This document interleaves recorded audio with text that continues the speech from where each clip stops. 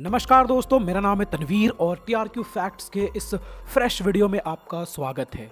आज के इस वीडियो में हम लोग बात करने वाले हैं 3 ऐसे सिंगर्स के बारे में जिन्होंने इन so called singing reality shows को पूरी तरह से एक्सपोज कर दिया है।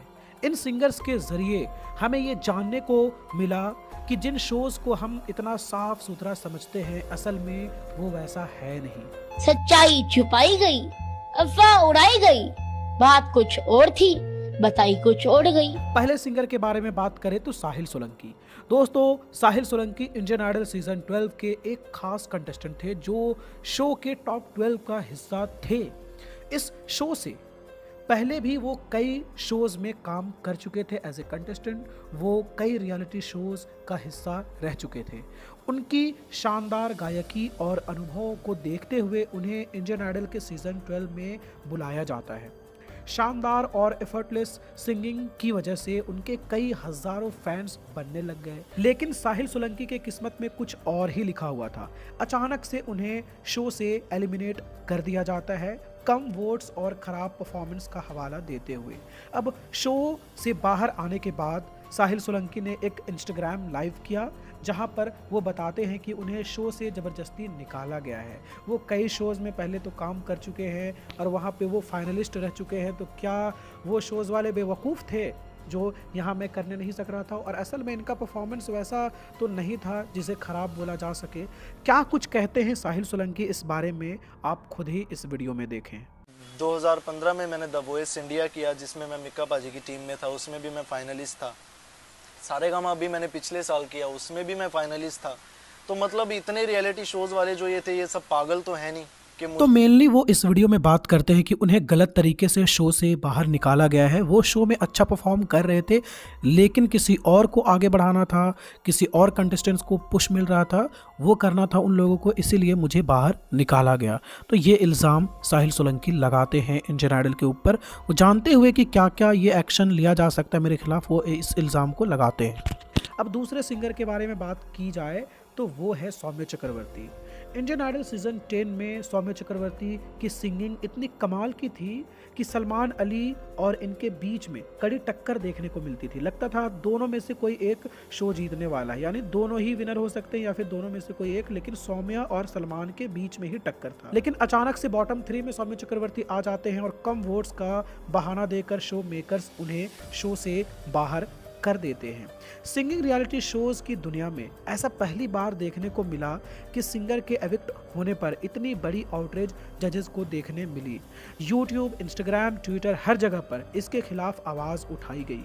शो के जज विशाल ददलानी को आखिरकार लाइव आकर क्लैरिफिकेशन देना पड़ा कि ऑडियंस ने ही वोट उन्हें नहीं किया था, तो हम लोग क्या कर सकते थे। हम लोग तो बचाना चाहते थे, लेकिन काफ़ी लोग वोट नहीं दे रहे थे, इस वजह से उन्हें बाहर कर दिया गया। अब इस पर भी कुछ लोग नाराज़ थे, लेकिन इस लाइव के बाद कुछ लोग तो समझ ही गए कि हो सकता है कि लोगों ने ये सोच लिया होगा कि अच्छा परफॉर्म कर रहा है तो लोग तो वोट करते ही होंगे, और ऐसे सोचकर किसी ने भी वोट ना किया हो, या किया भी हो तो बहुत कम लोगों ने।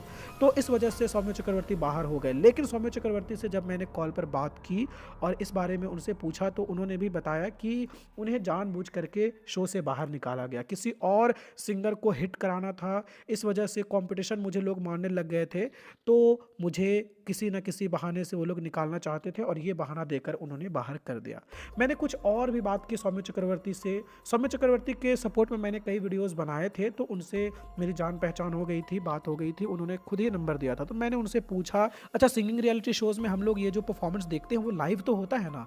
तो इस पर सौम्य चक्रवर्ती ने कहा था कि वो लाइव नहीं होता है। असल में लाइव में बहुत सारे सिंगर्स बेसुरा गाते हैं, कई बार फंबल कर जाते हैं, तो उन्हें फिर से स्टूडियो में ले जा करके रिकॉर्ड करवाया जाता है और करेक्टेड परफॉर्मेंस को ही टीवी पर दिखाया जाता है। और वो जो फंबल वाला पार्ट होता है वो ऐसे कट कर दिया जाता है कि आपको पता ही नहीं चलेगा। वीडियो तो वही का रहेगा स्टेज वाला, लेकिन सिंगिंग यानी जो वोकल है वो रिकॉर्ड होगा आपका स्टूडियो में, और दोनों को ऐसे मिक्स मास्टर कर दिया जाएगा कि आपको पता ही नहीं चलेगा। और इस बात की पुष्टि खुद इंडियन आइडल के जज रह चुके सोनू निगम ने भी की है। उन्होंने बताया है कि यहाँ पर जजेस किस तरह से बेवकूफ़ बनाते हैं। अभी तीसरा नंबर सोनू निगम का ही है दोस्तों, आखिर में बड़ा नाम है इसलिए मैंने आखिर में इनका नाम लेना ज़रूरी समझा। सोनू निगम से फिर ये वीडियो ख़त्म कर दिया जाएगा। सोनू निगम ने बताया था कि किस तरह से लोगों को बेवकूफ़ बनाया जाता है, लाइव परफॉर्मेंस वो होता ही नहीं है। और सौम्य चक्रवर्ती ने सेम बात कही थी।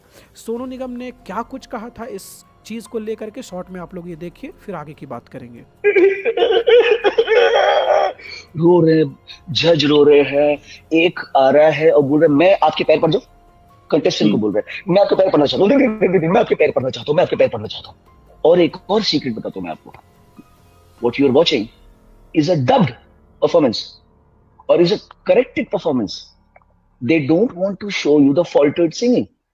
जो सिंगर ने खराब गाया हुआ है जी, तो अगर जज ने बोला है कि अरे ये जो आपने क्रॉस गाया है, क्रॉस में अपने बेसुरा गाया है और टेलीकास्ट में बेसुरा आएगा ही नहीं। सो दोस्तों, ये तो है इंडियन आइडल जैसे सिंगिंग रियलिटी शोज़ की सच्चाई, जहाँ पे आप लोग देखते कुछ और होता कुछ और है। यानी वही बात कि सच्चाई छुपाई गई, अफवाह उड़ाई गई, बात कुछ और थी, बताई कुछ और गई। तो यहाँ पर मैंने इंडियन आइडल के 2 कंटेस्टेंट्स से, फिर इंडियन आइडल के जज रह चुके सोनू निगम से, 3 लोगों से मिलवाया, तीनों के बारे में बताया, तीनों का पक्ष रखा। फिलहाल आप कमेंट करके बताएं कि इस बारे में आपका क्या कहना है, क्या पॉइंट ऑफ व्यू है, इसको लेकर के कमेंट ज़रूर से करना। वीडियो पसंद आई हो तो वीडियो को लाइक कीजिए, शेयर कीजिए और TRQ फैक्ट्स यूट्यूब चैनल को आप सब्सक्राइब कर लो। अब रोज़ाना आपको इसी तरह से इंटरेस्टिंग वीडियोज़ मिलते रहेगा। मिलते हैं बहुत ही जल्द एक नई वीडियो के साथ। बहुत बहुत शुक्रिया इस वीडियो को यहाँ तक देखने के लिए।